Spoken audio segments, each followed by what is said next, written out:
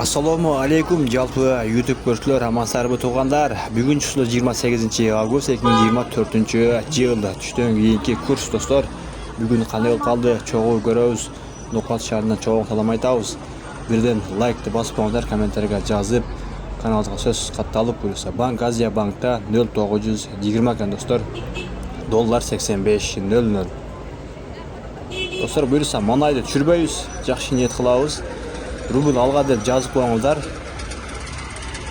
Ал эми кийинки банкта, Доскредо банкта дагы 0921 экен. Бул жерде бир тыйын бир аз пасыраак экен. Ал эми доллар 84.90 экен достор.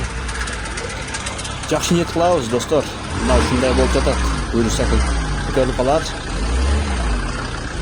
Обменкаларда дагы 0920 экен. Доллар 85.00 экен достор.